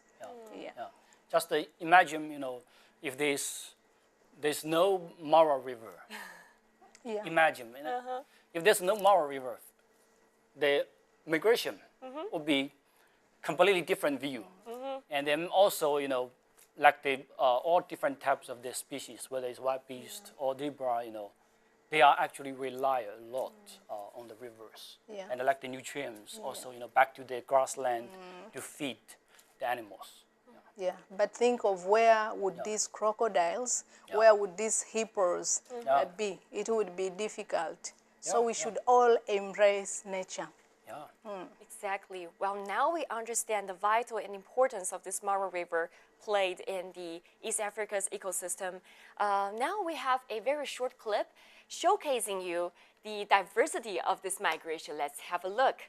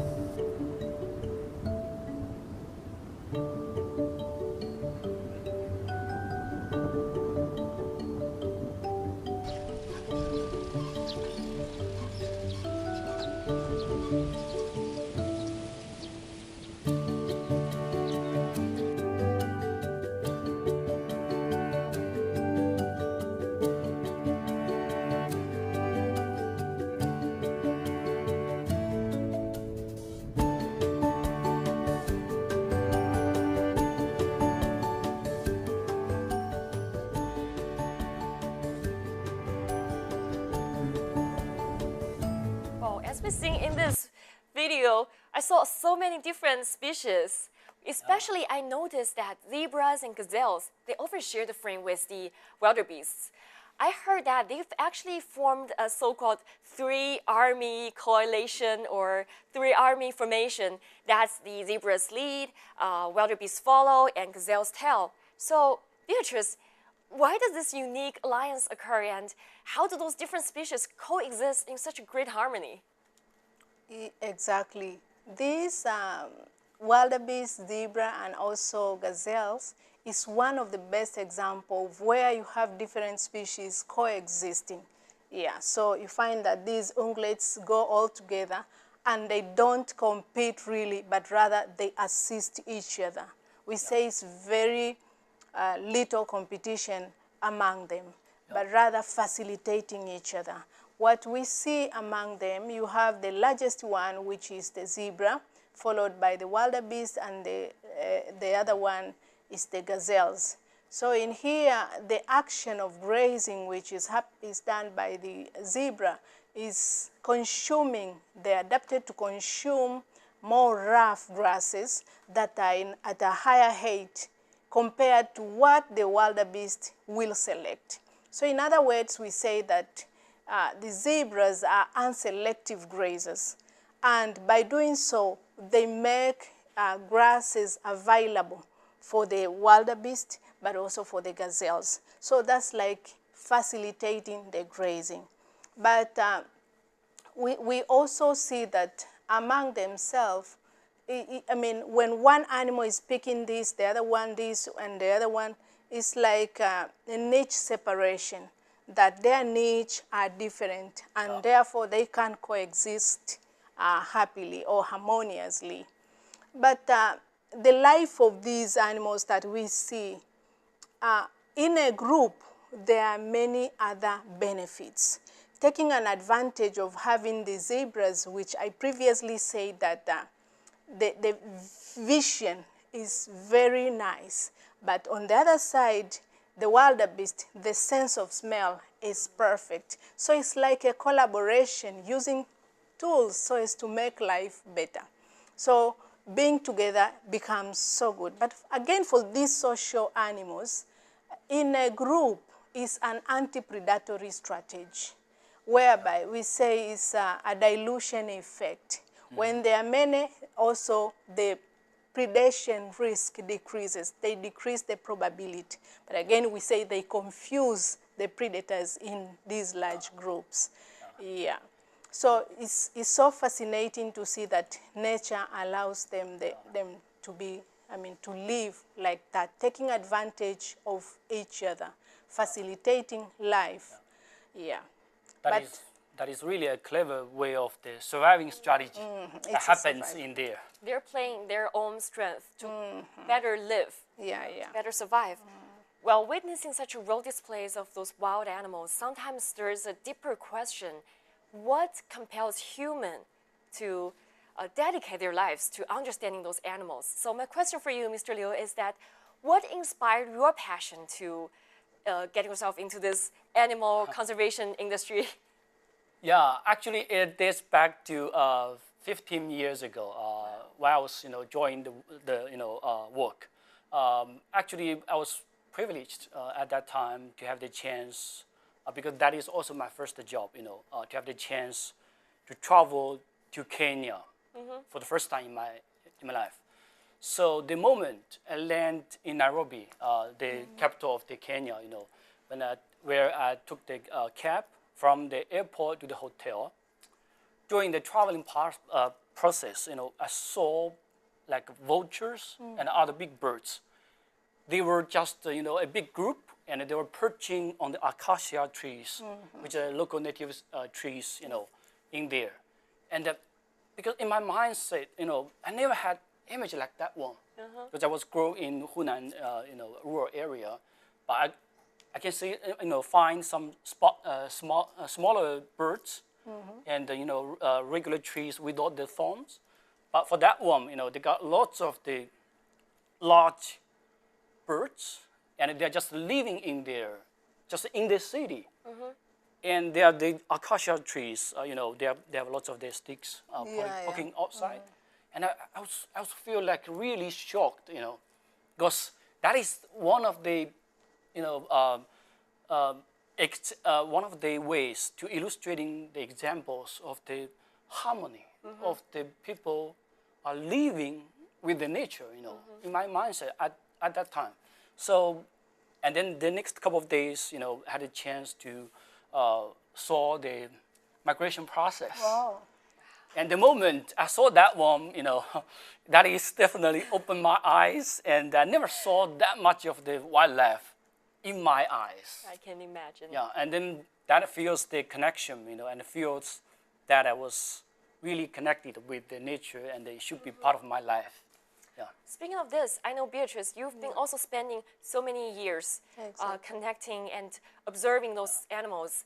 I'm wondering, has this long time observation and also studying of this wild animal management, does this experience has any impact on your worldview or outlook on life? Sure, it has. Observing the wild animals, we learn a lot of things. Let's use just one example of this, the wildebeest crossing, migrating, moving throughout the year. It is the reality that amid challenges, amid habitat loss, amid human pressure, and amid any other challenge, including pollution and the rest, that their habitat are sometimes destroyed, but wild animals keep striving. Some keep moving in search of water where it is, in search of grasses. So that's really inspiring my life as well. It's like something to learn, being courageous, being ready to act. So we have a number of things that we can learn and get inspired from wild animals. I have a lot of interesting stories from wild animals.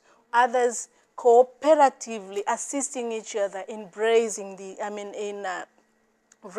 offspring. You can imagine they are wild animals, but they know that they should assist each other so the offsprings can survive. We see this in wild dogs, we see in African lions, we see in meerkat. Yeah, and even in others, they have even, they will never breed, but they leave this to other members, like what we see in bees. So fascinating, so interesting. It's a lot of things to learn from wild animals. But the cooperative work that we see in ants, we see in bees, we see in these wildebeest, the way they join to attain a particular goal so as to survive. So inspiring. That's very well said. Well, Mr. Liu, you mentioned earlier that you are working some project that's about anti-illegal trade, wildlife trade. Can you tell us more about it, and also tell us about the organization WWF? Yeah, so WWF has been working on the environmental issues in China more than 40 years ago, and we have we cover lots of the programs, and including the Yangtze Finless Purpose, and also armored tiger, and the most notable one, the giant panda. And also we work on the forest and also food issue, etc. So it's a really long list of the topics that we covered in China. And regarding the program that I'm working right now is specifically about the combating illegal wildlife trade. And that for the trade, when we talk about trade, it is actually a global issue.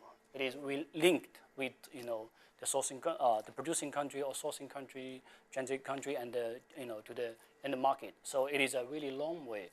And my work, regarding the combating illegal wildlife trade, we actually applied a holistic approach to address the topics. Firstly, is we specifically working with the government a lot. Whether it's in the sourcing country in Africa, like the Kenya, we have offices in there, and also Congo, we also have offices in there, etc. So we work with the government, whether it's from the sourcing country, producing country, to the end market, also like China, and so we support them to implement the CITES implementation, to support the CITES implementation, while also we're building the capacity building program to enhance the collaborations with other countries. And you probably heard the Ivory Band. We actually also supporting, the conducted the studies to support the action, etc. So there's a long list. And more particularly, we also work with the China Customs a lot, to deliver the law deterrence messages to the potential consumers. So that's the one layer. Another layer is that, given that trade is involving with so many industries, like the traveling industry, like the logistics, where they transport the illegal products, and then also handicraft, where they collect the different types of the handicraft, different type of products. They're carving outside, like the ivory, like the rhino, etc. So we are working with this type of the industries closely, and also the e-commerce, industry. They provide platforms to facilitate the trade from the vendors to the buyers. So we're working with these industries closely to trying to advocate the transition, where the companies or the industry itself, they can actually doing part of the job, to eliminating the trading or facilitating of the trade, of the illegal products. So we are advocating for the transition, which we call the green transition, make it more sustainable for the species outside, whether it's inside or outside. So that's the second layer. The last layer is we're also realizing that demand is really power, kind of like the powerhouse. It what drives the trade, globally. So we also pay a lot of attention by using the behavior change theory or approaches to trying to design tailor-made campaigns, to trying to trigger the inner action, of the potential consumers, to trying to using, less products, rejecting this type of products, whether it's from the daily life or during the travels. So that is the general approach. We are working right now, to trying to address this illegal wildlife, issues. But we also, at the same time, we also have to realizing that it is really a complex issue, and it needs a joint synergy, from the government and also from the private sector, and also from the public, to jointly achieve this really ambitious goal. Well, it's really glad to hear that so many measures has been taken by your organization. Beatrice, my question for you is also that what about Tanzania? Are there any measures Tanzania has been taken in terms of those anti-poaching or anti-illegal wildlife trade, and what's the result? How's the result so far? Oh, exactly. Poaching is a very complicated thing, just like Mr. Liu said. It's very complicated. And in Tanzania, the United Republic of Tanzania, through the Ministry of Natural Resources and Tourism, has set measures to make sure that poaching is curbed at all levels. So the country, Tanzania, has the Tanzania Wildlife Policy of 2007, and in here there are policies on how to handle the matter, but altogether this works with the Wildlife Conservation Act, or CAP 283, in which these wildlife are legally protected wherever they are. And in it, our laws are very strict, very stringent. The penalties are very strong, and that deters poaching. But altogether, we have the anti-poaching strategy. And the strategy that Tanzania is using is to make sure that anti-poaching is controlled multi-sectorally, employing multiple sectors, but with community engagement. Yeah, because it's really complicated. So it's making sure that anti-poaching is stable, or no poaching from the local level, but also to the international syndicate, because that is a complex thing that needs several nations, several sectors, and different discipline within it. Well, I mean, and thinking of the outcome of this for Tanzania, yes, I would say that it is working perfect. Wildlife in Tanzania, they are safe wherever they are. And we prove this by using umbrella species, for example. I cannot mention all of them, but I can use the umbrella species, the African savanna elephant. For example, the population through census that are done by the Tanzania Wildlife Research Institute is growing, indicating that these animals are safe and the population is growing and they are comfortable. So we can say we are lucky that the country is doing all it can do to make sure that no poaching from all angles and from everywhere. It's very relieved to hear that. Yeah. I mean, whenever discussing those indiscriminate killing and illegal poaching, illegal wildlife trade, one cannot help but feel this profound anguish and outrage.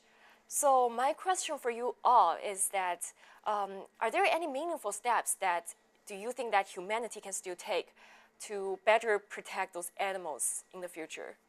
Maybe start from you.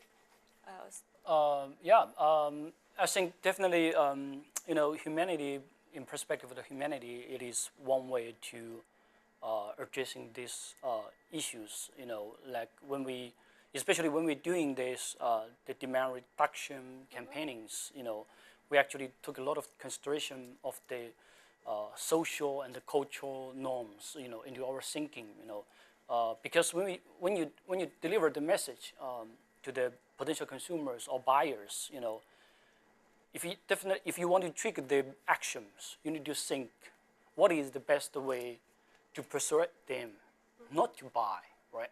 And then you need to looking at this in the multiple layers in perspective of the humanity, you know, whether it's like, you know, from the triggering effects or, you know, by trying to making the inner appealing, you know, like the specifically dedicatedly to design the tailor-made messages. So that is how we are thinking, you know, when we're doing this kind of work by triggering the inner actions, we carefully, you know, choosing the wordings while also thinking of the, you know, what could be possibly after the reading this will be triggering the upcoming thinking or appealing, the emotional appealing, you know, to make them to adapt or to change, you know, at least from this mindset level, you know, and then I think that is really a core issue, you know, we need to think about when we are addressing the conservation or whether it's, you know, for the landscape species protection in there, you know. What about you, Beatrice? Oh, thank you very much. Conservation is something that needs collective responsibility. And when we conserve nature, we live better. Yeah. So it is something that every one of us should take action wherever someone is, whether it's from what we consume daily, whether it's from the energy that we are using, and the rest of other green aspects that will protect nature for the future generation, making it sustainable. So I would say that it is very important that even with development, as the technology grows, we should make sure that technology is making better for the conservation. Yes. And my feeling is that this should be inherited. Yes. We make sure that from young generations, from the youth, they get imparted this knowledge and they grow up with it so as to inherit and it can be sustainable. Yes. I couldn't agree with you more. I think that's also the reason why we're doing this kind of live stream year after year is because we're using this platform to show our younger generation, to show people all around the world that how cute those animals are and how valuable they are to the world. And I think also from today's talk, one thing that touched me is that I start to realize that protecting those wildlife animals isn't just a mission of you guys who's been, you know, working closely to this industry, to this wildlife management. It's also related to everyone, starting from us, like stop buying those illegal wildlife trade products. That's the easiest thing you can do. Exactly. Well, I think a lot of viewers resonate with us. Let's see some of the comments here. Well, we have a comment from Yuan Bao, who's a WeChat viewer, who said, such exciting migration season, and thank you CGTN for letting us distantly watch this for several consecutive years. And if you love animals, do not disturb them. That's very well said. Yeah, exactly. And also, I saw a very interesting one is that this cheetah is so leisurely. I mean, we also saw some cheetah earlier. Was like lying down the tree. I have some difficulty distinguish which one's the cheetah, which one's the leopard. Do you have any trick for me to tell? Oh, yeah, sure. It's very easy to tell the difference.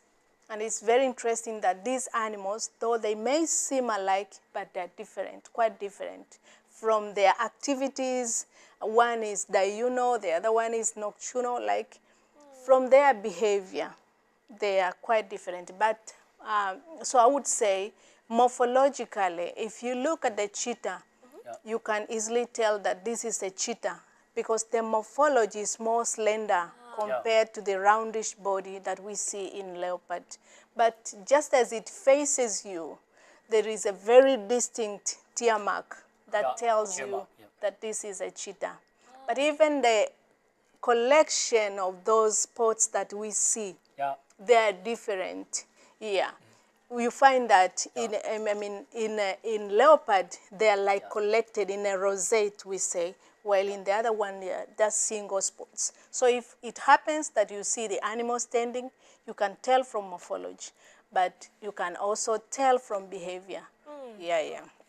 Well, I have another question from Phoebe, who's asking, is right now the perfect time to watch the migration? Definitely. Just buy a ticket and then go. Is there any advice you would give for first-timer? What I would say for the first timer, they're really welcome. It's a life experience. It's something that they'll never regret. It's not seen anywhere else in the world, all this mass movement of animals. So I would call them, they should come. They should go to Serengeti and Masai Mara and see this interesting event. So my suggestion to Phoebe would be, when you go there, please practice the sustainable travel, which means, during the travel, do not buy the illegal wildlife products. Also, while using less plastics, and then also, realizing the importance of the food. So, take care of the food. Yeah, I would. Food. Exactly. I would add something, just an advice. So when he goes there, he should respect nature. He should respect the animals and their behavior. He should not go so close to the animals. They have a distances at which they're not comfortable. They have the boundaries when they will not be happy, but should never feed the animals. So should respect all the laws of living with these wild animals, respecting their habitat, but also their behavior, to make sure that they continue to be wild. Exactly. And not interfere by trying to feed them. Yes, that's very dangerous. It is unacceptable. And remember, Masai Mara is not a zoo. Exactly. Exactly. The same with the Serengeti. It's a national park. So once you go there, you leave everything as you found it. If you go there with your package or whatever, you have to go away with it. You leave no trace in the wilderness. And that's working with it sustainably. We have inherited these resources. We should take care of them so that the next generation also will benefit and appreciate nature. That's very well said and very useful knowledge and notes. And we have another viewer who's from YouTube saying, I really want to come to the scene and see these big guys for myself. I think we will always say welcome. And we have very, very interesting one. That's from Bruce, who's saying Hakuna Matata. Well, can you tell us what does this mean? Yes, Hakuna Matata is a Swahili word. Meaning no problem. It's okay.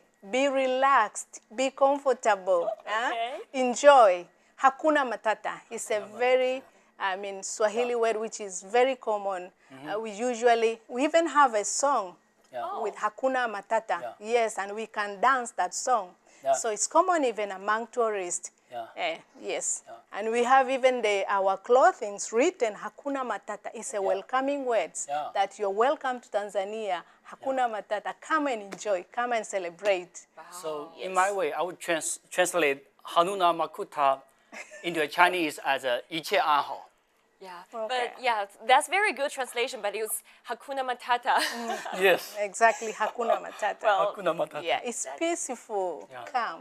Yeah. That's very interesting topic today. Well, I really enjoyed our conversation. I learned so much, and I really like the vibe, especially surrounded by such a great company by zebras and wildebeests. Well, thank you so much, Mr. Liu and Beatrice. And I think with the company of, you can see the wildebeest and zebra, we've touched this, we felt the heartbeat of this mara. Yeah. And also we confronted this harsh reality of poaching. Yeah, well, exactly. through the circle of this dialogue today, well, leaves us humbled by nature's resilience and endurance. Yeah. Well, I definitely enjoyed our conversation, and I hope our viewer enjoyed it as much as I did. And please don't go away, stay with us, because we've prepared another 1-hour live image, live signal from Masai Mara National Reserve for you. And also for tomorrow, we're gonna dig into the Maasai people, and also we're gonna try to seek the harmony between progress and preservation. So I can't wait to see you guys tomorrow at the same time. So, well, that's all for today. Let's just tune in. Well, see you next time. Bye-bye. Hakuna Matata. Hakuna Matata. Hakuna Matata.